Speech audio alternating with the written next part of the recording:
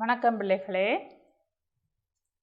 உயிர்முறைமைகள் தொழில்நுட்பவியல் பாடத்தில் தரம் 13க்குரிய பாடல்களில் 3ஆம் தவணைக்குரிய அலகாகிய தேர்ச்சி 6இல் நாங்கள் புங்கநீர்ச்செய்கை தொடர்பாக பார்த்து கொண்டிருக்கின்றோம்.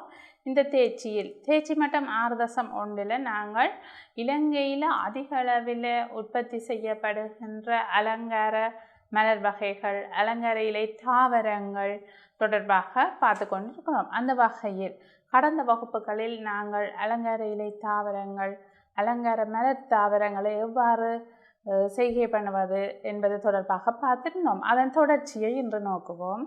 இதில் நாங்கள் கடந்த வகுப்பில் ஓக்கிட்டாக இருக்கலாம், ஐந்தூரியமாக இருக்கலாம், எவ்வாறு அதை இனப்பெருக்கிக் கொள்வது, ரோசாவை இனப்பெருக்கிக் கொள்கின்றோம் போன்ற விடயங்களை தெளிவாக கற்றிருந்தோம்.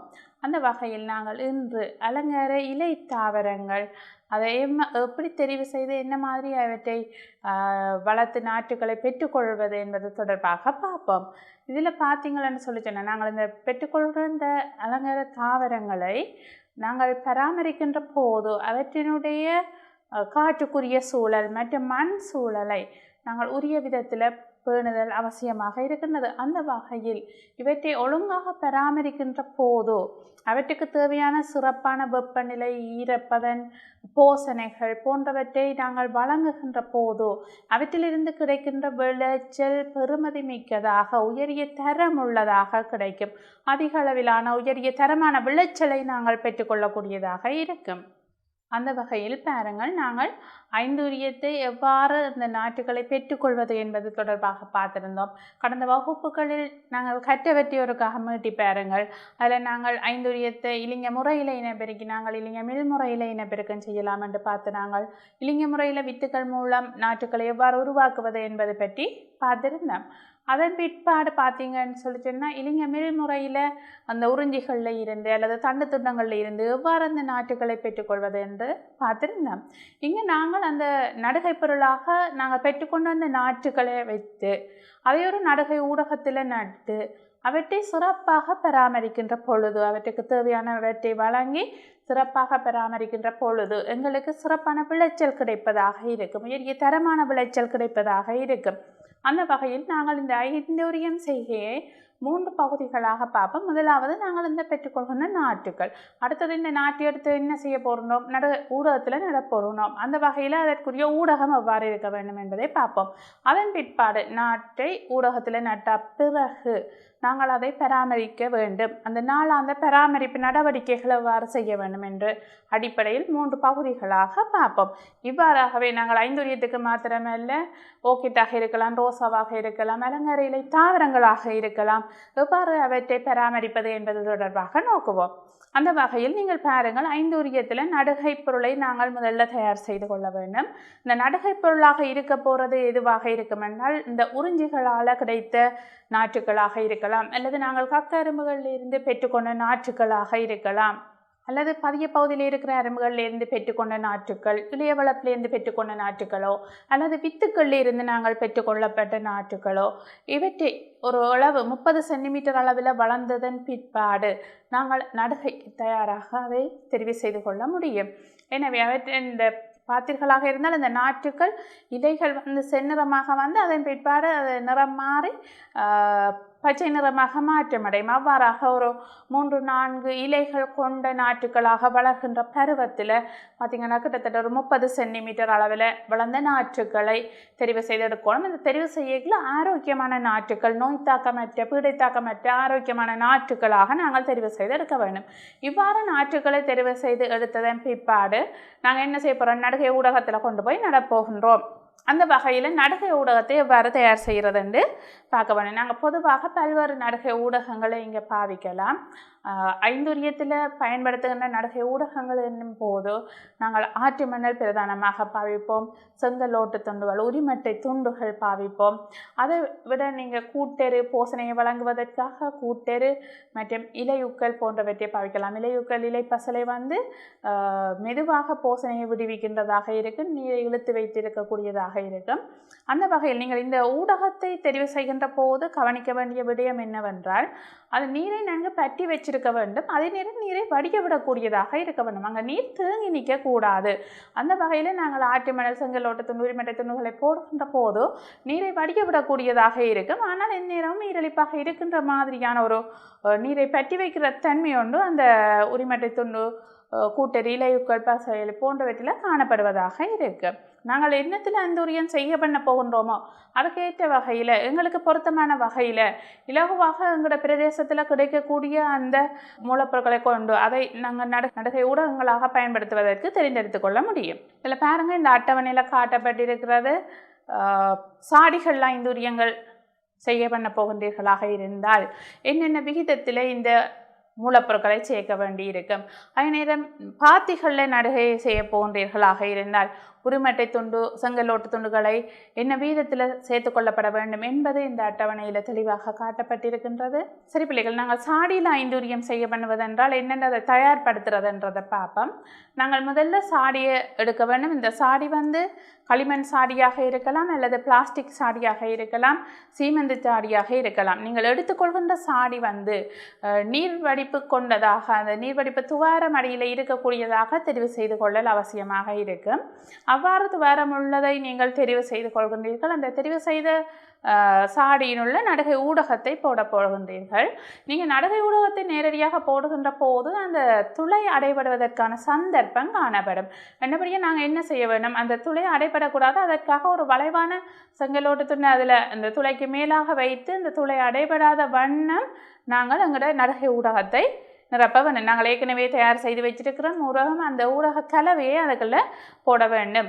அந்த சாடியில் முழுமையாக நிரப்பிய பிற்பாடு நாங்கள் நாற்றை நட முடியாது. அந்த வகையில் நாங்கள் அந்த சாடியில் கிட்டத்தட்ட 3 பங்குக்கு நிரப்பியதன் பிற்பாடு நாங்கள் எங்களுடைய இந்த நாற்றை நடுவிலே வைத்து கொண்டு மிகுதி ஊடகத்தை அதில் கொஞ்சம் கொஞ்சமாக சேர்த்து இந்த சாடியை நிரப்ப வேண்டும். சாடியை நிரப்புகின்ற போது சாடியை முழுமையாக நிரப்பக்கூடாது. நாங்கள் சாடியின் மேற்புறத்தில் பார்த்தீங்கன்னா கிட்டத்தட்ட 2 தொடக்கம் 3 சென்டிமீட்டர் இடைவெளி விட வேண்டும். ஏனென்றால் நீங்கள் நீர் ஊற்றுகின்ற போது அந்த நீர் மேவி வெளியில் பாய்ந்து செல்லாமல் இருக்க வேண்டும். அவ்வாறு செல்லுகின்ற போது போசனை வெளியேற்றப்படுவதற்கான சந்தர்ப்பம் அங்கு காணப்படுகின்றது.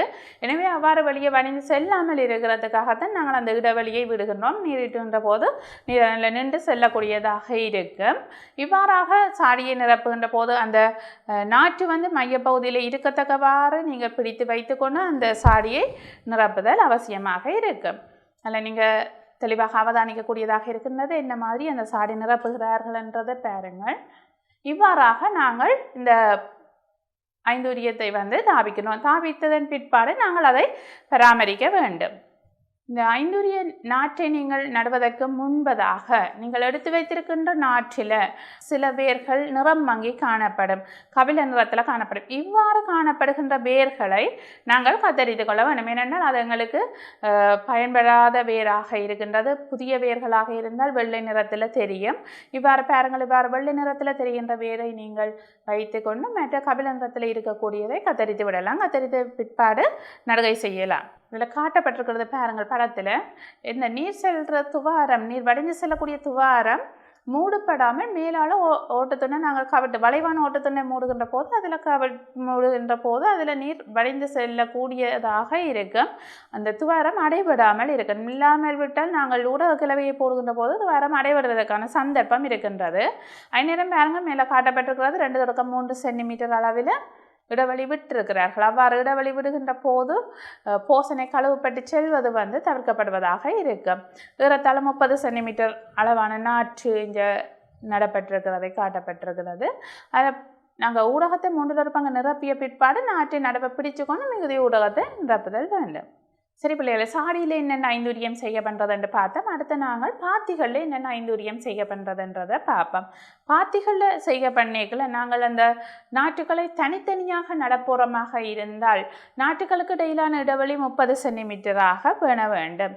நேரம் நாற்றுக்கள் 2 நாற்றுக்களை நடுவமாக இருந்தால் அந்த நாற்றுக்களுக்கு இடையிலான இடைவெளி 45 சென்டிமீட்டராக பேணலாம். என்ற ஒரு நிலையத்தில் 2 நாற்றை நடுகின்றோம், அங்கால அடுத்த நிலையத்தில் 2 நடுகின்றோம். அவ்வாறு அந்த 2 நட்டுக்கொண்டு போகின்ற போது நாங்கள் அந்த ஸ்பேஸிங்கை 45 சென்டிமீட்டராக பேணுறது பொருத்தமானதாக இருக்கு.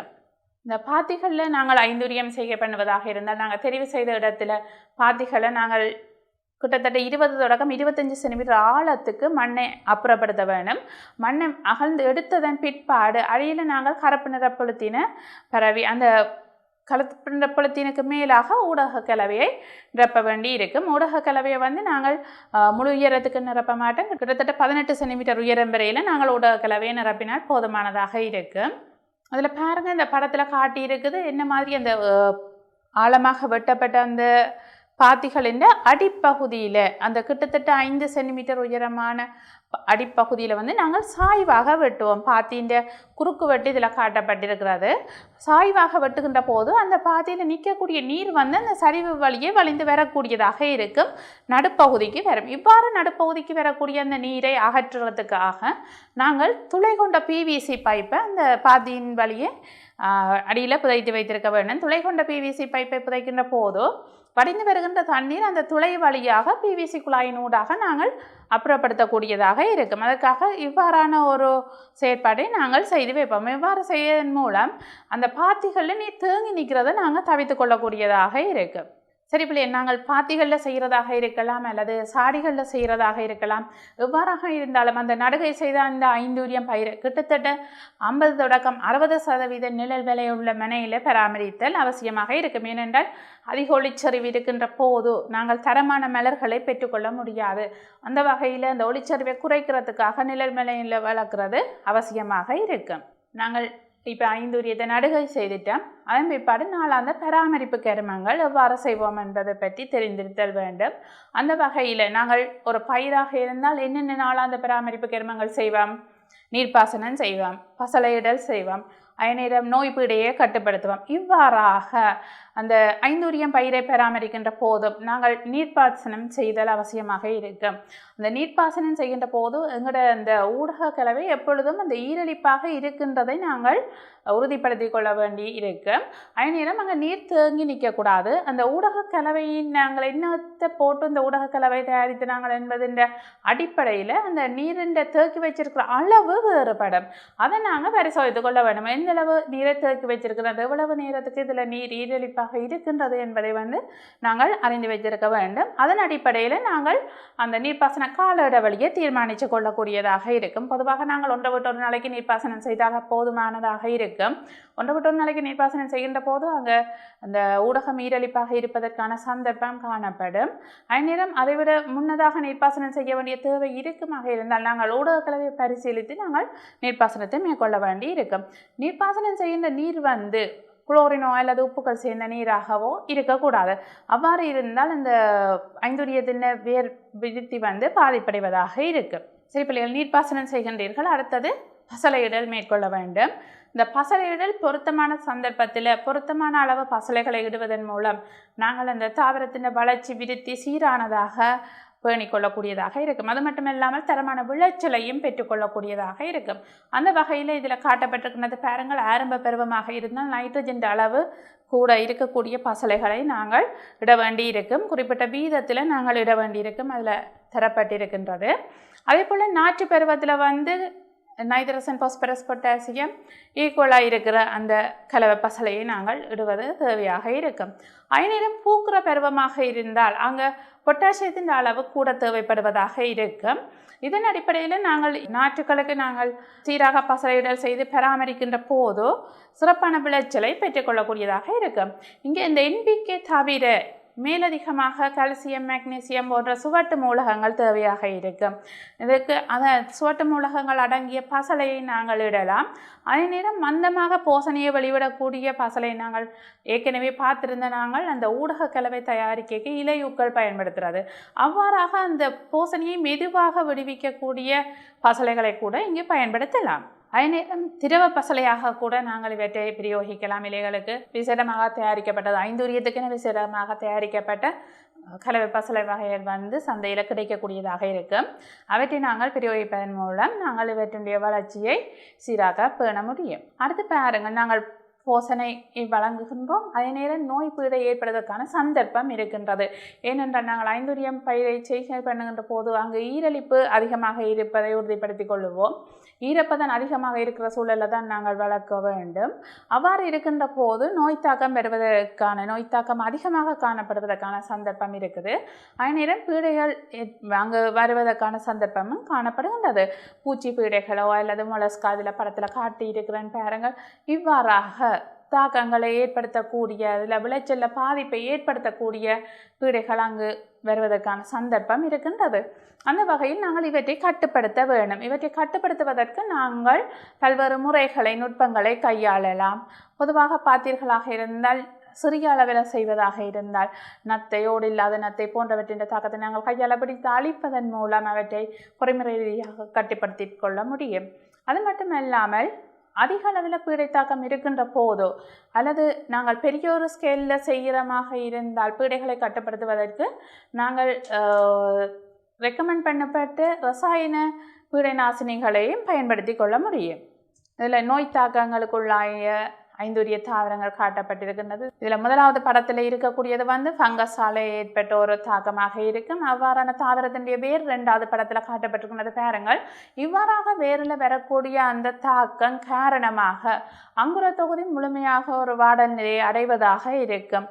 இவ்வாறு ஃபங்கஸ் தாக்கம் காணப்படுகின்ற போது நாங்கள் ஃபங்கஸ் கொல்லிகளை பிரயோகித்து அவற்றினுடைய தாக்கத்தை குறைத்து கொள்ளக்கூடியதாக இருக்கும். அதே நேரம் இதில் மூன்றாவது படத்தில் காட்டப்பட்டிருக்கிறது பாருங்கள் பாக்டீரியாவினுடைய தாக்கம். பாக்டீரியாவால் வரக்கூடிய நோய் தாக்கங்களை பொதுவாக அந்த நோய்பட்ட தாவர பகுதிகளை அல்லது நோய்பட்ட தாவரத்தை அப்புறப்படுத்துவதன் மூலமாக அல்லது அதை குறிப்பிட்ட பகுதியை வெட்டி அகற்றுவதன் மூலமாக நாங்கள் அவற்றை கட்டுப்படுத்தக்கூடியதாக இருக்கும். சரி பிள்ளைகளை, நாங்கள் இதுவரையும் ஐந்துரியத்தை எவ்வாறு நடுகை செய்து பராமரித்தல் என்பது பற்றி பார்த்திருந்தோம். அடுத்து ஓக்கிட்டை எவ்வாறு பராமரிக்கிறது, எவ்வாறு நடுகை செய்து பராமரிப்பது என்பது பற்றி பார்ப்போம். இங்கே நாங்கள் ஓக்கிட்டையும் நாங்கள் 3 கேட்டகரியாக பார்க்க போகிறோம். முதலாவது அந்த நடுகை பொருளை தெரிவு செய்கிற நடுகை பொருள் என்னவாக இருக்கும். நாங்கள் ஏற்கனவே பார்த்தோம், நாங்கள் ஓக்கிட்டுக்கு எவ்வாறு இந்த நாற்றுக்களை பெற்றுக்கொள்வதென்று கடந்த வகுப்பில் படிச்சிருந்தோம் நாங்கள். அப்போ அவ்வாறு பெற்றுக்கொண்ட அந்த நாற்றுக்கள் நடுகை பொருட்களாக இருக்க போகின்றது. அடுத்தது நடுகை ஊடகத்தை தயார் செய்ய வேண்டும். நடுகை ஊடகத்தை தயார் செய்த பிறகு நடுகை பொருளை நடுகை ஊடகத்தில் நட்டு பராமரிக்க வேண்டும். 4வது பராமரிப்பு கருமம் என்ற வகையில் அதையும் நாங்கள் 3 கேட்டகரியாக பார்ப்போம். இதில் முதலாவதாக பாருங்கள், நடுகை பொருளை எவ்வாறு தயார் செய்கிறது. நடுகை பொருள் நாங்கள் ஏற்கனவே பார்த்திருக்கிறோம். இளைய வளர்ப்புகள் மூலம் பெற்ற நாற்றுக்களாக இருக்கலாம், வித்துக்கள் மூலம் பெற்ற நாற்றுக்களாக இருக்கலாம், அல்லது காற்றுக்குரிய போலிக்குமிழ் பகுதிகளிலிருந்து வரக்கூடிய அந்த நாற்றுக்களாக இருக்கலாம். சாரியை விட்டு விஞ்சி வளர்ந்த அந்த டென்ட்ரோபியம் வகை ஓக்கிட்டில் நாங்கள் பிரித்து வேறாக்கி மேல் நடுகைக்கு பயன்படுத்திய அந்த நாற்றுக்களாக இருக்கலாம், அல்லது உச்சி துண்டங்கள்லேருந்து பெற்றுக்கொண்ட நாற்றுக்களாக இருக்கலாம். இவ்வாறாக நாங்கள் அந்த நடுகை பொருளை தெரிவு செய்து எடுத்து நட்டு வளர்த்திருப்போம். அவ்வாறு பெற்றுக்கொண்ட அந்த நாற்றுக்களை நாங்கள் நடுகை ஊடகத்தில் நடுகை செய்ய வேண்டும். அதற்கான ஊடகத்தை எவ்வாறு தயாரிப்பது என்பதை பார்ப்போம். இந்த ஓக்கிட் பொதுவாக மேலோட்டி தாவரம் தானே. நாங்கள் பொதுவாக மரக்கறி மற்றும் ஓட்டுத்துண்டை 1:1 என்ற ரேஷியோவில் பாவிக்கலாம். இதில் காட்டப்பட்டிருக்கிறது பாருங்கள். மரக்கறி நாங்கள் ஒரு வைரத்திலேருந்து பெற்ற கறி என்று சொல்லி சொன்னால் மிகவும் பொருத்தமானதாக இருக்கும். ஓட்டுத்துண்டு சுட்ட ஓட்டுத்துண்டாக இருக்க வேண்டும். சுடப்படவில்லை என்றால் என்ன செய்யும் என்றால் நீர் ஊற்ற அது அந்த களித்தன்மையாக வரும், மண் களியாக மாறி இறுக்கமானதாக வந்துவிடும். அந்த ஊடகம் ஓக்கிட்டுக்கு பொருத்தமற்றதாக இருக்கும். அந்த வகையில் நாங்கள் இங்கே சுட்ட ஓட்டுத்துண்டுகளை பாவிப்பதாக இருக்கும். இதை 1:1 வீதத்தில் சேர்த்து நடுகை ஊடகமாக பயன்படுத்தலாம்.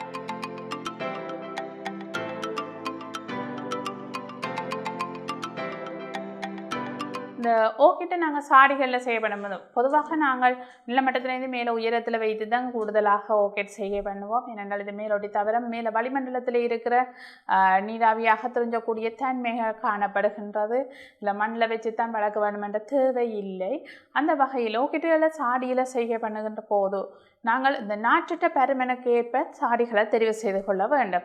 சிறிய நாற்றுகளாக இருந்தால் எளிய வளர்ப்பில் பெற்ற நாற்றுகள் சிறிய நாற்றுகளாக இருக்கும். அவ்வாறு சிறிய நாற்றுகளாக இருந்தால் 2.5 சென்டிமீட்டர் 5 சென்டிமீட்டர் விட்டமுள்ள சாடிகளை பயன்படுத்தலாம். இந்த சாடிகள் பிளாஸ்டிக் சாடிகளோ களிமண் சாடிகளாக இருக்கலாம். நேரம் நாற்றுகள் பெருசாக இருக்குமாக இருந்தால் வளர்ந்த நாற்றுகளாக இருக்குமாக இருந்தால் நாங்கள் 15 சென்டிமீட்டர் விட்டமுள்ள கொஞ்சம் பெரிய சாடியை தெரிவு செய்து கொள்ள முடியும். இந்த சாடியில் பார்த்தீங்கன்னு சொல்லி சொன்னால் அடியில் மாத்திரம் துவாரம் இருந்தால் போதாது, பக்கங்களுக்கும் துவாரம் இருத்தல் அவசியமாக இருக்கும். இதில் பாருங்கள், இந்த படங்களில் காட்டப்பட்டிருக்கின்ற சாடிகளை பக்கச்சுவர்கள்லேயும் அதில் துவாரங்கள் நிறைய உள்ளதாக இருக்கும். இவ்வாறான சாடிகளை நாங்கள் தெரிவு செய்து கொள்ள வேண்டும். சரி பிள்ளை, நாங்கள் இந்த சாடியை தெரிவு செய்துட்டேன், நடிகை ஊடகத்தை தெரிவு செய்துட்டேன். இனி என்ன செய்ய வேண்டும்? அந்த சாடிகளில் நடிகை ஊடகத்தை நிரப்பி அதில் நாற்றுக்களை நட வேண்டி இருக்கும். இங்கே பார்த்தீங்கன்னு சொல்லி சொன்னால் நாட்டில் இந்த பழைய பகுதிகள் இருக்குமாக இருந்தால் காய்ந்த பகுதிகள் அவற்றை கத்தரித்து நாங்கள் அந்த நாட்டை தயார்படுத்தி கொள்ள வேண்டும், நடிகைக்காக தயார்படுத்தி கொள்ள வேண்டும்.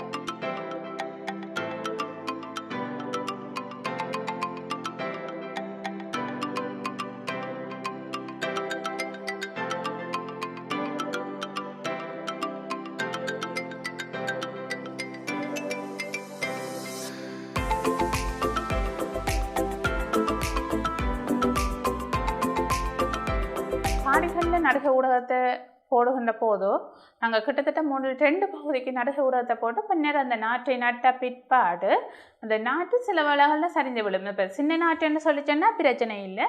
வளர்ந்த நாட்டுகளாக இருக்கின்ற போது சரிவதற்கான சந்தர்ப்பம் இருக்கின்ற போதோ அவற்றை சிறிய மரச்சலாக கொண்டு வச்சு அதனுடன் இணைத்து கட்டுவதன் மூலம் அவற்றை நிமித்தி வைத்திருக்க முடியும். இவ்வாறு தயார்படுத்திய அந்த சாடிகளில் நடுகை செய்த அந்த நாட்டுக்களை பின்னர் நாங்கள் நாளாந்த பராமரிப்பு செய்ய வேண்டியிருக்கும். இதற்காக நாங்கள் இந்த சாடிகளை வேலைமனைகளில் நெட் ஹவுஸில் வச்சு பராமரிக்க வேண்டி இருக்கும். ஏனென்றால் இந்த வெட்டுக்கு ஒளிச்செறிவு குறைவாகத்தான் தேவைப்படுவதாக இருக்குது. நாங்கள் ஏற்கனவே 5 உரியத்தை பார்த்துருக்கின்றோம். 5 உரியத்திலேயும் ஒளிச்செறிவு குறைவாகத்தான் தேவை. அதே போல் இதற்கும் மௌக்கிட்டுக்கும் ஒளிச்செறிவு குறைவாக தேவை என்பதால் நாங்கள் வேலைமனைகளில் வைத்து இவற்றை பராமரிக்க முடியும்.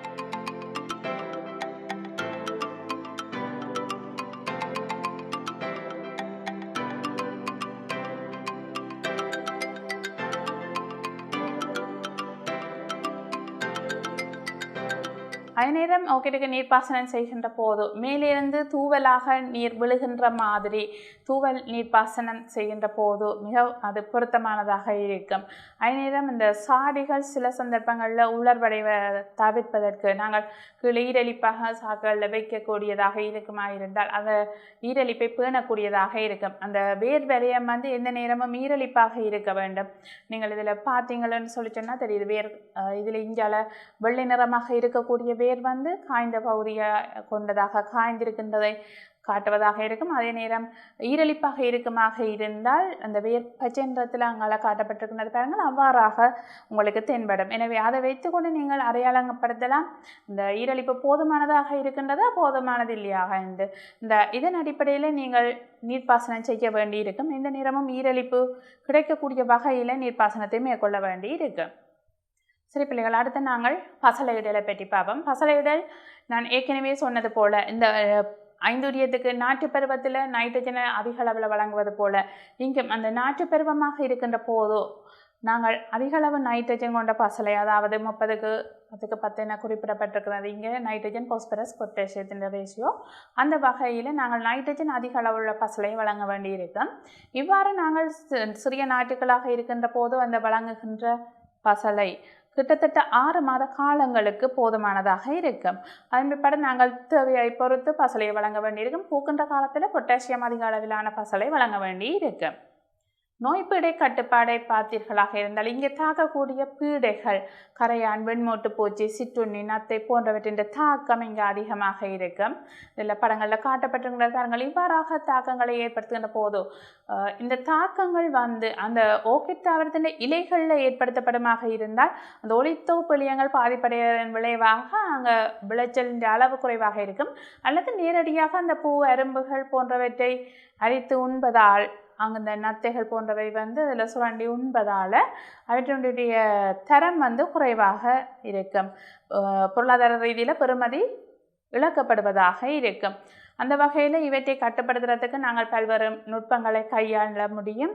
பொதுவாக நாங்கள் சிறிய அளவுகளில் செய்கின்ற போது பொறிமுறையை பயன்படுத்தி கட்டுப்படுத்தலாம்.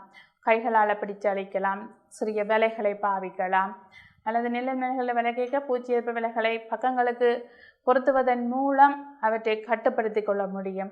அந்நேரம் பெரிய ஸ்கேலில் செய்கின்ற போது நாங்கள் உரிய பூச்சி நாசினிகளை பாவிப்பதன் மூலம் அவற்றை கட்டுப்படுத்தி கொள்ளக்கூடியதாக இருக்கும். அடுத்து ஓர்க்கிடில் வரக்கூடிய நோய்களை பார்த்தீர்களாக இருந்தால் ஃபங்கஸால் வரக்கூடிய நோய்கள், பாக்டீரியாவால் வரக்கூடிய நோய்கள் இங்கே பிரதானமாக காணப்படுகின்றது. இங்கு ஈரலிப்பு அதிகமாக பேணப்படுவதன் காரணமாக ஃபங்கஸ் நோய் தாக்கம் அதிக அளவில் இருக்கும். இது ஐந்துரியத்திலும் இருக்கக்கூடிய ஒரு பிரச்சனை. ஈரலிப்பை நாங்கள் அதிக அளவில் பேணுகின்றோம். அதன் காரணமாக ஃபங்கஸ் விரைவாக அங்கே தாக்குவதாக இருக்கும். அவ்வாறு ஃபங்கஸின் தாக்கத்தை தவிர்க்க வேண்டுமாக இருந்தால் நாங்கள் ஃபங்கஸ் நாசினியை பயன்படுத்தலாம். அதே நேரம் பாக்டீரியாவாக இருக்குமாக இருந்தால் அந்த பாக்டீரியாவால் தாக்கத்துக்குள்ளான அந்த பகுதியை அல்லது அந்த தாவரத்தை அழிப்பதன் மூலம் அவற்றை கட்டுப்படுத்தக்கூடியதாக இருக்கும். இதில் பாருங்க, பாக்டீரியா நோய் தாக்கத்துக்கு ஃபங்கஸ் நோய் தாக்கத்துக்கு உள்ளாய தாவர பகுதிகள் காட்டப்பட்டிருக்கின்றது. ஓர்க்கிடில் இவ்வாறான சேதங்களை ஏற்படுத்துவதாக இருக்கும்.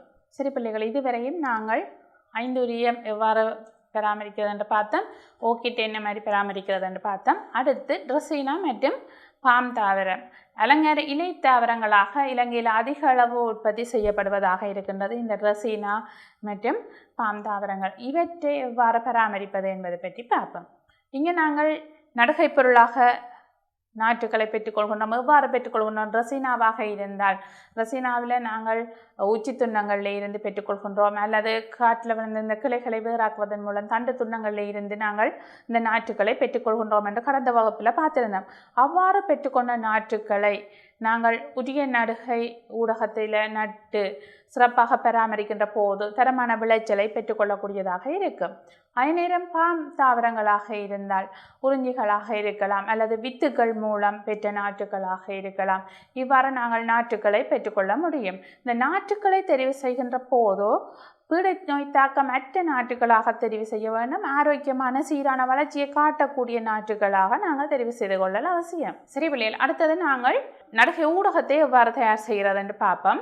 இங்கே நடுகை ஊடகம் தயார் செய்கின்ற போது வெவ்வேறு முறைகளில் தயார் செய்யலாம். எங்களுக்கு கிடைக்கக்கூடிய பொருட்களை இலகுவாக எங்களோட பிரதேசத்தில் கிடைக்கக்கூடிய பொருட்களின் அடிப்படையில் நாங்கள் இந்த நடுகை ஊடகத்தை தயார் செய்து கொள்ள முடியும்.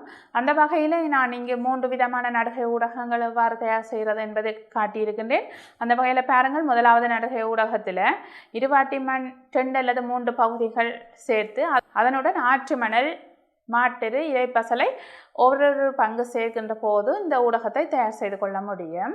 அடுத்த நடுகை ஊடகத்தில் பார்த்தீங்கன்னு சொல்லி சொன்னால் தும்புச்சோறு, ஆற்று மணல் மற்றும் மாட்டெரு என்பவற்றை ஒன்றுக்கொண்டு என்ற வீதத்தில் சேர்த்து ஊடகத்தை தயார் செய்து கொள்ள முடியும். அந்நேரம் வேர்கொள்ள செய்கிறதை தூண்டுறதுக்காக நீங்கள் நடுகை ஊடகத்தை பயன்படுத்துகின்றீர்களாக இருந்தால் நாங்கள் தும்புச்சோறு, பெருமணல், ஒன்றுக்கொண்டு என்ற வீதத்தில் உள்ள நடுகை ஊடகத்தை தயார் செய்து கொள்ள முடியும். சரி பிள்ளைகள், நாங்கள் நடுகை ஊடகத்தை தயார் செய்துட்டோம், நாற்றை வச்சிருக்கிறோம். இந்த நாற்றை நடுகை ஊடகத்தில் நட்டு பராமரிப்பு செய்ய வேண்டும். இவ்வாறு செய்கின்ற போது நாங்கள் ரெசினாவை சாடிகளில் என்னென்று தயார்படுத்தல் என்பதை பற்றி பார்ப்போம். இந்த ரெசினாவை சாடிகளில் தயார்படுத்துறதுக்கு நாங்கள் முதல் சாடியை தெரிவு செய்ய வேண்டும். இந்த சாடி களிமண் சாடியாக இருக்கலாம், அல்லது பிளாஸ்டிக் சாடியாக இருக்கலாம். கிட்டத்தட்ட 20 தொடக்கம் 30 சென்டிமீட்டர் விட்டமுள்ள சாடியை நாங்கள் தெரிவு செய்து எடுக்க வேண்டும். இவ்வாறு தெரிவு செய்து எடுத்த சாடியில் நீர் செல் துவாரம், அடியில் இருக்கக்கூடிய அந்த துவாரம் அடைபடாத வகையில் நாங்கள் அதை அந்த வளைந்த ஓட்டத்துண்டால் மூடி அதுக்கு மேலே இந்த ஊடகத்தை நிரப்ப வேண்டி இருக்கும். இந்த ஊடகத்தை சாடியால் நிரப்பிய பிற்பாடு நாங்கள் இந்த நாற்றை, ரெசினா நாற்றை அங்கே நடப்போகின்றோம். இந்த ரெசினா நாற்றை நடுகின்ற போது ரெசினா சண்டியானா உங்களுக்கு இங்கே உதாரணத்துக்கு சொல்லப்பட்டிருக்கின்றதும் கூட செய்முறைகளில் ரெசினா சண்டியானாவை என்ன மாதிரி நீங்கள் ஓவன் முறையில் வளர்ப்பீங்கள் என்றதை செய்து பார்க்க சொல்லியிருக்கிறார்கள். பாருங்கள், எவ்வாறு இந்த ஊடகத்தை நிரப்பின அந்த சாடிகளில் நாங்கள் இந்த ரெசினா சண்டியானா துண்டுகளை, அந்த தண்டு துணை, வேர்விட்ட தண்டு துணை நாற்றுக்களை பெற்று வச்சிருப்பீர்கள். அந்த நாற்றுக்களை கிட்டத்தட்ட 3 தொடக்கம் 5 சென்டிமீட்டர் இடைவெளிகளில் நட்டுக்கொள்ள வேண்டும். இவ்வாறு நாங்கள் வட்ட வடிவமாக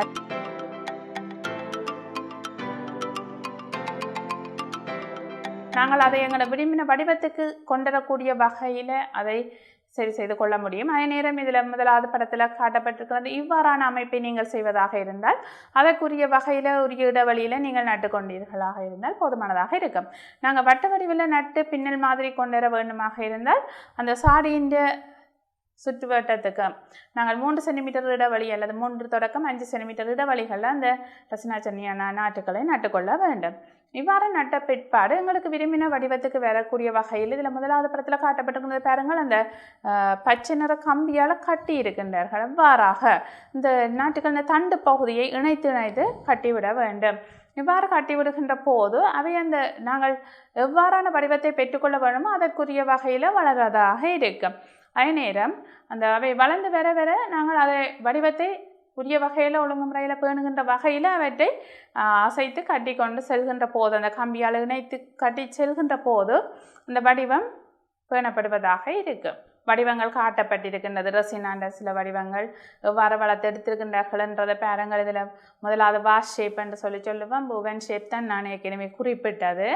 அந்த கீழே இருக்கக்கூடிய அந்த தண்டு பகுதி பின்னல் வடிவில் வளைத்தெடுக்கின்றது. அடுத்தது டவர், 2 தட்டில் இருக்கக்கூடிய டவர் ஷேப் அல்லது 3 தட்டில் இருக்கிற டவர் ஷேப் அங்கால காட்டப்பட்டிருக்கின்ற படங்கள்.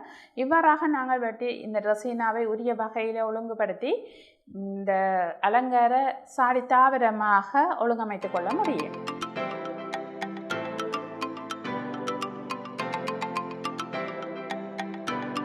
சரி பிள்ளைகள், இவ்வாறு நாங்கள் அந்த ஒழுங்கமைத்த ரெசினாவை நிழல் வெளியில் வைத்து வளர்க்க, ஏனென்றால் இவை குறைவான ஒளிச்சரிவு தேவையுடையனவாக இருக்கும். அந்த வகையில் நாங்கள் நிழல் நிலையில் வைத்து வளர்த்து கொள்ள வேண்டி இருக்கும். அதே நேரம் இந்த ஒளி கிடைக்கின்ற திசை பொறுத்து அந்த ஒளி கிடைக்கின்ற திசையை நோக்கி வளர பார்க்கும். அதை தவிர்ப்பதற்காக நாங்கள் என்ன செய்ய வேண்டும், அந்த சாடியை திருப்பி எந்த நாளும் ஒரே திசையில் ஒரே மாதிரி இருக்காமல் அதை சுற்றி விட வேண்டும். இடக்கிட சுற்றி விடுகின்ற போது அந்த அவை நேரே வளர்வதாக இருக்கும். இல்லாவிட்டால் ஒரு பக்கத்துக்கு ஒளி எங்கே கூட கிடைக்குதோ அந்த பக்கத்தை நோக்கி வளரக்கூடிய தன்மை காணப்படுவதாக இருக்கும். அதே நேரம் இந்த போதுமான ஒளி காணாதென்று சொல்லி நீங்கள் கருதினீர்களாக இருந்தால், அல்லது இந்த ரெசினாக்கு தேவையான ஒளி அங்கே நிலைமையில் கிடைக்கலையென்று சொல்லி சொன்னால் நீங்கள் அங்கே லைட்டை பாவிக்கலாம். ஃப்ளோரசன்ஸ் லைட்டை பாவித்து அங்கே ஒளியை வழங்கலாம். அவ்வாறு வழங்குகின்ற போது இவை சீரான வளர்ச்சியை காட்டுவதாக இருக்கும். இதுவரையும் ரெசினா என்ன மாதிரி செய்ய பண்ணுறதுன்னு பார்த்தோம். அடுத்தது பாம் வகைகளை என்ன செய்ய பண்ணுறதுன்னு பார்ப்போம். இந்த பாம் வகைகளில் நாங்கள் நடகை பொருளாக ஏற்கனவே பார்த்திருந்தோம். நடகை பொருளாக வித்துக்களில் இருந்து வந்ததாக இருக்கலாம், அல்லது உறிஞ்சிகள் மாதிரி உருவாகின நாற்றுக்களாக இருக்கலாம். இவ்வாறு உருவாகிய நாற்றுக்கள், வித்துக்களிலிருந்து வர்ற நாற்றுக்கள்னா நாங்கள் ஏற்கனவே வித்துக்களிலிருந்து எவ்வாறு நாற்றுக்களை உருவாக்குவது என்பது பார்த்திருந்தோம். அதில் இந்த ஊடகத்தோடு சேர்த்து வித்துக்களை போட்டு கட்டி பொலித்தீன் பேக்கில் கட்டி இருளான இடத்துல வைக்கின்றோம். அவ்வாறு வைக்கின்ற போது அவை முளைத்து வருகின்றன. இவ்வாறு இந்த முளைத்து வருகின்ற இந்த சிறிய நாற்றுக்களை நாங்கள் டெம்பரரியாக மணல் நாற்று மடியில் வைத்து ஓரளவு வளர்ந்த பிறகு நாங்கள் அதை எடுத்து நடுகைக்கு பயன்படுத்தி கொள்ள முடியும். எனவே அந்த பெரிய நாற்றுக்களாக வரும் வரையில் நாங்கள் தற்காலிகமாக மணல் நாற்று மடியில் போட்டு வைக்கலாம். இவ்வாறு நட்டு பராமரித்து பிறகு பெரிய நாற்றாக வந்த பிற்பாடு நாங்கள் சாடிகளில் நடுகை செய்யக்கூடியதாக இருக்கும். ஏற்கனவே நான் ரெசினாக்கு சொன்னது போல் இங்கேயும் நாங்கள் பாம் தாவரங்களை பராமரிக்கின்ற போது அங்கு அந்த ஒளி முக்கியமானதாக இருக்கும். இந்த தாவரம் ஒளியை நோக்கி திரும்புவதை தவிர்ப்பதற்காக நாங்கள் அந்த தாவரத்தை இடக்கிட சுழற்றி விட வேண்டி இருக்கும். அதே நேரம் ஒளி போதிய அளவு இல்லாதது இருக்குமாக இருந்தால் நாங்கள் ஃப்ளோரசன்ஸ் லைட்டை போட்டு விடலாம். இவ்வாறு லைட் போடுகின்ற போது 60 சென்டிமீட்டர் உயரத்தில் போட்டுவிட்டால் அங்கு போதுமான ஒளி கிடைக்கக்கூடியதாக இருக்கும். ஊடகமாக தும்புச்சோறு போன்ற ஊடகங்களை பயன்படுத்தின போது இதுவற்றில் இருந்து இந்த ஊடகத்தில் இருந்து போசனை கிடைக்கப் போவதில்லை என்றபடியால் நாங்கள் பூரண போசன கலவையை நாங்கள் அங்கே பசலையாக வழங்க வேண்டி இருக்கும். நைட்ரஜன், பாஸ்பரஸ், பொட்டாசியம் 3 அடங்கிய கலவை பசலையை தான் நாங்கள் பூரண கலவை பசலை என்று சொல்லுவோம். இவ்வாறு அந்த பூரண கலவை பசலையை கட்டாயமாக கொடுக்க வேண்டி இருக்கும். ஏனென்றால் நாங்கள் நடுக செய்து வச்சிருக்கிற அந்த ஊடகத்தில் இருந்து தாவரத்துக்கு போசனை கிடைக்கப் போவதில்லை. எனவே நாங்கள் கொடுக்க போகிற அந்த பசலையின் மூலம் தான் அவை போசனையை கொள்ளக்கூடியதாக இருக்கும். இந்த பூசணையை நாங்கள் சிபாரிசு செய்த பசலை வகையை நாங்கள் வாங்கி நீர்க்கரைசலாக தயாரித்து பசலையாக பிரயோகிக்க முடியும். இவ்வாறு பிரயோகிக்கின்ற போது அதன் வினைத்திறன் கூடவாக இருக்கும். அதே நேரம் அவை இந்த தாவரங்கள் ஈஸியாக அந்த பூசணையை பெற்றுக்கொள்ளக்கூடியதாக இருக்கும். அதே நேரம் நீர்ப்பாசனம் செய்கின்ற போது காலவேளையில் நீர்ப்பாசனம் செய்கிறது மிகவும் பொருத்தமானதாக இருக்கும். அடுத்து இந்த ரெசினா மற்றும் அலங்கார இலை தாவரங்களில் பெறக்கூடிய நோய் பீடைகள் அவற்றை எவ்வாறு கட்டுப்படுத்தல் என்பது பற்றி பார்க்க வேண்டும். அதாவது பூச்சி பீடைகள் பிரதானமாக இங்கே இருக்க போன்றது. அவற்றை பார்த்தீங்கன்னா சிற்றுண்ணி, ஏப்பிட்டுகளாக இருக்கலாம், மயிர்கொட்டி, வெண்முட்டு பூச்சி, கரையான் போன்றவை இதில் படத்தில் காட்டி இருக்குது பாருங்கள். ஸ்கேல் இதில் முதலாவது படத்தில் காட்டப்பட்டிருக்கின்றது. அவ்வாறு அந்த இலைகளில் பாதிப்பை ஏற்படுத்துகின்றது. இங்கே அலங்கார இலை தாவரங்கள் தானே, அப்போ இலைகள் தான் அங்கே பெறுமதி வாய்ந்ததாக இருக்க போன்றது. அவற்றினுடைய அழகு தான் அங்கே பெறுமதி மிக்கதாக இருக்க போன்றது. அந்த வகையில் அவற்றில் சேதத்தை ஏற்படுத்துகின்ற போது அவற்றினுடைய பெறுமதி குறைவடைவதாக இருக்கும். இந்த ஒளித்தொகுப்பு இலையங்கள் பாதிப்படைவதன் காரணமாக அவற்றினுடைய வளர்ச்சி விருத்தி எல்லாம் குறைவடைய போகின்றது. அந்த வகையில் இங்கு சேதத்தை ஏற்படுத்துகின்ற இந்த பீடைகளை சிறிய அளவுகளில் செய்கின்ற போது நாங்கள் பொறிமுறை ரீதியாக கட்டுப்படுத்தி கொள்ள முடியும். அதே நேரம் ரசாயனங்களை கூட பயன்படுத்தலாம். ரெக்கமெண்ட் பண்ணப்பட்ட ரசாயன பதார்த்தங்களை பயன்படுத்தி இந்த குறிப்பிட்ட பீடைகளை அழிக்கக்கூடியதாக இருக்குது. இதில் வரக்கூடிய நோய்கள் என்று பார்க்கும்போது இலைகளில் புள்ளிகள் உருவாதல், இலை உச்சி உலர்ந்து போகிறது, அது கருகின மாதிரியான தன்மை ஏற்படுறது, அல்லது சோட்டிமால்டுன்றது இந்த பூஞ்சனை அதில் காட்டப்பட்டிருக்கின்ற பாருங்கள். கடைசியாக இறுதியாக காட்டப்பட்டிருக்கின்ற படத்தில் சோட்டிமால் காட்டப்பட்டிருக்கிறது. இவ்வாறு இந்த பூஞ்சனங்கள் வரலாம். இவ்வாறு இருக்கின்ற போது அந்த இலைகளின் பெறுமதி குறைவடைவதாகவும், அந்த அலங்கார இலை தாவரத்தினுடைய சாடிகளுடைய நாங்கள் ஏற்றுமதி செய்கின்றதாக இருந்தால் அதனுடைய பெறுமதி குறைவடையும். பெறுமதி குறைவடையும் என்பது மாத்திரமில்லை, இந்த பீடைதாகம் உள்ளதை நாங்கள் ஏற்றுமதி செய்ய இயலாது. குவாரண்டைனாக்களால் அங்கால கொண்டு போய் ஏற்றுமதி செய்ய இயலாமல் இருக்கும். ஏனென்றால் அங்கே அந்த நோய் பரவீரும், அந்த நாட்டில் பரவீரும் என்பதாலேயே அது தடை செய்யப்பட்டுவிடும். அந்த வகையில் நாங்கள் இந்த நோய் பீடைகளை மிகவும் உன்னிப்பாக அவதானித்து கட்டுப்படுத்த வேண்டியது அவசியமாக இருக்கும். இங்கே நாங்கள் பங்கஸ் தாக்கத்தை கட்டுப்படுத்துவதற்கு பங்கஸ் நாசினிகளை பாவிக்கலாம். பாக்டீரியாவால் வரக்கூடிய தாக்கமாக இருந்தால் நாங்கள் அந்த நாட்டை அல்லது அந்த தாவரத்தை முற்றாக அகற்றிவிட வேண்டும்.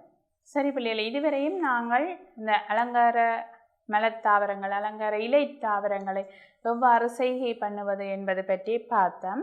இனி அடுத்த தேர்ச்சி மட்டத்துக்குள்ளே போவோம். இந்த அடுத்த தேர்ச்சி மட்டத்தில் ஆர்கசன் ட்ரெண்டில் என்ன பார்க்க இருக்கின்றோம் என்றால், இந்த அலங்கார வெட்டு மலர்கள் இலை தாவரங்களை சந்தைக்கு எவ்வாறு தயார்படுத்துறது, நாங்கள் நாட்டுக்களை என்ன எடுக்கிறது என்று பார்த்த நாங்கள் அடுத்தது எவ்வாறு உற்பத்தி செய்கிறது என்று பார்த்துட்டோம். அந்த வளர்த்து பராமரித்து அவற்றிலிருந்து வர்ற அந்த உற்பத்திகளை எவ்வாறு சந்தைக்கு தயார்படுத்தல் என்பது பற்றி இதில் பார்க்க இருக்கிறோம். இந்த வெட்டு மலர்களை, அலங்கார இலைகளை சந்தையில் முன்வைக்கக்கூடிய பிரதான முறைகள் என்னவென்று பார்ப்போமாக இருந்தால், நாங்கள் கடந்த வகுப்பில் பார்த்திருந்த நாங்கள் கொத்தாகவோ பூஞ்செண்டாகவோ அல்லது சாடி தாவரங்களாகவோ அலங்கார இலை தாவரங்களாகவோ ஐந்துரியம் எல்லாம் சிறிய சாடியில் வைக்கின்ற ஐந்துரிய தாவரங்களாக பார்த்திருந்தோம். அவ்வாறாக சந்தையில் முன்வைக்கலாம். அவ்வாறு இல்லாவிட்டால் அந்த அலங்கரிப்புகளுக்கு பயன்படுத்தக்கூடிய அழகு மலர்கள் வெத்திலைகளாக நாங்கள் ஹோல் டெக்கரேஷனோ அல்லது ஒரு வெட்டிங் ஹோல் டெக்கரேஷனாக இருக்கலாம், அல்லது ரூம் டெக்கரேட் பண்ணுறதுக்காக இருக்கலாம். இவற்றுக்கு நாங்கள் அந்த அலங்கரிப்புக்காக வழங்குவதாக இருக்கலாம். அல்லது இந்த மலர்களை உலர்த்திய மலர்கள் அல்லது உலர்த்திய அலங்கார இலைகளாக நாங்கள் சந்தையில் முன்வைக்கலாம். இவற்றுக்கு அதிக அளவு பெறுமதி இருக்கின்றதன் காரணமாக இவ்வாறான வடிவங்கள் நாங்கள் அவற்றை முன்வைக்கக்கூடியதாக இருக்கின்றது. வெட்டு மலர்கள் அலங்கார இலைகளுக்கு அதிக அளவு கேள்வி காணப்படுகின்ற துறைகளாக பார்த்தீர்கள் என்றால், உள்நாட்டு சந்தையில் நாங்கள் அதை முன்வைக்கக்கூடியதாக இருக்கும். உள்நாட்டு சந்தையில் எனும் போது ஹோட்டல்கள்லையோ அல்லது பல்வேறு நிறுவனங்களையோ மலர் விற்பனை நிலையங்களை நாங்கள் அவற்றை சந்தைப்படுத்தக்கூடியதாக இருக்கும். அது மட்டும் இல்லாமல் வெளிநாடுகளில் பார்த்தீங்கன்னா வெளிநாட்டு சந்தைகளுக்கு நாங்கள் ஏற்றுமதி செய்யக்கூடியதாக இருக்கும். அங்கே பிரதானமாக நெதர்லாந்து, அங்கே கடந்த வகுப்புகளில் பார்த்திருந்த நாங்கள் அங்கே பிரதான இந்த வெட்டு மலர் தொடர்பான இலை விற்பனை நிலையம் நெதர்லாண்டில் இருப்பதன் காரணமாக அங்கு அதிக அளவில் மலர்களை ஏற்றுமதி செய்யப்படுகின்றது என்பதை பற்றி பார்த்திருந்தோம். அந்த வகையில் இவ்வாறான நாடுகளுக்கு நாங்கள் ஏற்றுமதி செய்யலாம். இந்த வெட்டு மலர்கள் அழகிய இலை தாவரங்களை நாங்கள் பல்வேறு தேவைகளுக்கு பயன்படுத்துகின்றோம். அந்த பல்வேறு தேவைகளுக்கு எவ்வாறான வடிவத்தில் சந்தையில் முன்வைக்கலாம் என்றதை பற்றி பார்த்திருந்தோம். அந்த வகையில் நாங்கள் பூச்செண்டுகளாக தயார் செய்து அவற்றை சந்தையில் முன்வைக்கலாம். அல்லது பிறந்தநாள் கொண்டாட்டங்கள், திருமணமாக இருக்கலாம், அதற்கு மணப்பெண் அலங்காரமோ அல்லது மண்டப அலங்காரத்துக்காகவோ நாங்கள் அவற்றை முன்வைக்கக்கூடியதாக இருக்கும். அதை விட பார்த்தீர்களாக இருந்தால் மாலைகளாக கூட இந்த அலங்கார மலர்களை முன்வைக்கக்கூடியதாக இருக்கும். அதனிடம் நிறுவனங்கள், ஹோட்டல்கள் போன்றவற்றில் அல்லது ஒரு ஃபங்க்ஷனில் வரவேற்பு கரும பீடத்தில் அங்கே வைக்கின்றதாக இருக்கும். அதற்குரிய தயார்படுத்தலை செய்து நாங்கள் சந்தையில் முன்வைக்கக்கூடியதாக இருக்கும். இந்த வகையில் நாங்கள் இந்த அலங்கார மலர்களையும் அலங்கார இலைகளையும் அறுவடை செய்ததிலிருந்து நுகர்வோருடைய கையை சென்றடைகின்ற வரையில் நாங்கள் எவ்வாறான பராமரிப்பு கருமங்களை அங்கு மேற்கொள்ள வேண்டும் என்பதை அறிந்திருக்க வேண்டும். ஏனென்றால் இந்த பராமரிப்பு கருமங்களில் தான் எங்களோட அறுவடைக்கு பின்னின இழப்பு தங்கி இருக்க போகின்றது. நாங்கள் சீரான பராமரித்து உரிய வகையில் உரிய தரமான விளைபொருட்களை அறுவடை செய்திருக்கின்றோம். அவ்வாறு உரிய தரமான பொருட்களை அறுவடை செய்திருக்கின்ற சந்தர்ப்பத்தில் உரிய வகையில் நுகர்வோருடைய கையை கொண்டு போய் சேர்ப்பதை நாங்கள் தவற விடுவோமாக இருந்தால் அந்த இழப்பு எங்களைத்தான் சேரப்போகின்றது. அந்த வகையில் நாங்கள் உரிய வகையில் அதை பராமரிக்க வேண்டியவர்களாக இருக்கின்றோம். நீங்கள் அறுவடைக்கு பிந்தைய தொழில்நுட்பத்தில் பார்த்திருப்பீர்கள். அறுவடை செய்தது தொடக்க நுகர்வோரை சென்றடைகின்ற வரையில் அந்த இழப்பை நாங்கள் தவிர்க்கிறதுக்கு என்னென்ன முயற்சிகள் செய்ய வேண்டும், எந்தெந்த சந்தர்ப்பத்தில் என்னென்ன செயற்பாடுகள் செய்ய வேண்டும் என்றது படித்திருப்பீங்கள். அதே போல இங்கு அறுவடை செய்கின்ற சந்தர்ப்பத்தில் சரியான வகையில் அறுவடை செய்கின்ற போது எங்களோட இழப்பை தவிர்க்கக்கூடியதாக இருக்கும். அதே நேரம் அறுவடை செய்த விளைபொருட்களை எல்லாவற்றையும் ஒன்றாக அவ்வாறே நாங்கள் சந்தைப்படுத்த முடியாது. அந்த வகையில் அவற்றை சுத்திகரிக்க வேண்டும். உரிய தர நியமங்களின் அடிப்படையில் தரப்படுத்த வேண்டும். வெளிநாட்டு சந்தைகளாக இருந்தால் அந்த தரத்தின் பிரதானமாக இருக்க போனது. எனவே அந்த தரத்தின் அடிப்படையில் தர நியமங்களின் அடிப்படையில் அவற்றை தரப்படுத்த வேண்டும். தரப்படுத்திய பிற்பாடு அறுவடைக்கு பற்றிய பரிகரிப்பு செய்ய வேண்டி இருக்கும். ஏனென்றால் மலர்கள் உயிருள்ளவை அல்லது இலங்கார இலைகள் உயிருள்ளவைகளாக இருக்கும். இவற்றை நீங்கள் வெட்டிய பிற்பாடு அவற்றினுடைய சுவாசம் நடந்து கொண்டிருப்பதன் காரணமாக அவற்றில் இருக்கக்கூடிய அந்த சக்திகள் படை இழக்கப்படுவதன் காரணமாக அவை வாடுவதற்கான சந்தர்ப்பம் இருக்கின்றது. சுவாசத்தின் காரணமாக வெளிவர வெப்பம் காரணமாக வாடுவதற்கான சந்தர்ப்பம் இருக்கின்றது. எனவே அவற்றை தவிர்ப்பதற்காக நாங்கள் அறுவடைக்கு பிந்திய பரிகரிப்பை செய்ய வேண்டும். அது மட்டுமில்லாமல் நோய் தாக்கத்துக்குள்ளாகக்கூடிய சந்தர்ப்பம் காணப்படுகின்றது.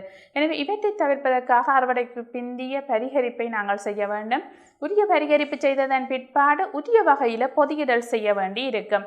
உரிய வகையில் பொதியிடல் செய்ததன் பிற்பாடு அதை நாங்கள் களஞ்சியப்படுத்தி அதை கொண்டு சென்று நுகர்வோர்கையில் சேர்க்கின்ற வரையில் அதற்கு இடையிலே ஒவ்வொரு சந்தர்ப்பத்திலும் செய்யப்பட வேண்டிய செயற்பாடுகள் பற்றி நாங்கள் மிக நுட்பமாக பார்க்க வேண்டும்.